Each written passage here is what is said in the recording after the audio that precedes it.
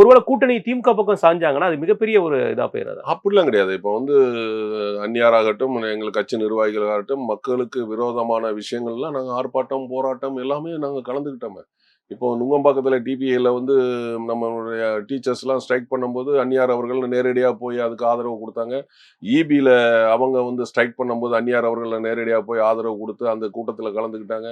இந்த பக்கம் நீங்க நம்ம காஞ்சிபுரம் பக்கத்துல அவங்களுக்கு வந்துட்டு அந்த செல்போன் கம்பெனில போய் நேரடியா போய் சாம்சங். கலந்துக்கிட்டா, சாம்சங் செல்போன் அதுல போய் ஆதரவு தெரிவிச்சாங்க. ஸோ இப்படி நம்ம அது மட்டும் இல்லாம எல்லா விஷயங்களுக்குமே வந்து எல்லா மாவட்டத்திலுமே வந்து போராட்டம் நடத்தணும்.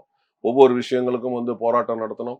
அதெல்லாம் வந்து நடந்துகிட்டு தான் இருக்கு. இப்ப வந்து ஒரு ஒரு அரசியல் கட்சி நீங்க வந்து ஒரு அரசியல் செய்யணும்னா, நிச்சயமாக மாநிலத்தில உள்ள கட்சியையும் நம்ம எதிர்த்து கேட்கணும். மத்தியில இருக்கிற கட்சியும் நம்ம எதிர்த்து கேட்கணும். அப்பதான் நம்ம அரசியல் பண்ண முடியும். ஸோ அதனால நம்ம வந்து திமுகவுல வந்து அவங்க அ அகைன்ஸ்ட் பப்ளிக்குக்கு நம்ம வந்து குரல் குடுக்குறோம். அதேபோல அவங்க நல்லது செஞ்சாலும் அதுக்கு வாழ்த்துறோம். அது அரசியல் மாண்பு, அரசியல் நாகரிகம். இத வந்து அந்நியார் வந்து தெளிவா பண்றாங்க. இதுல வந்து நம்ம வந்து ஐய்யய்யோ! அவங்க வந்து நம்ம வந்து எதுக்கல. நம்ம வந்து கூட்டணி போயிடுச்சா அது தப்பாயிருமே அப்படிலாம் கிடையாது. மக்களுக்கு என்ன விரோதமா நடந்தாலும் அது தட்டி கேட்கறது வந்து தேமுதிக என்றைக்குமே தயங்காது.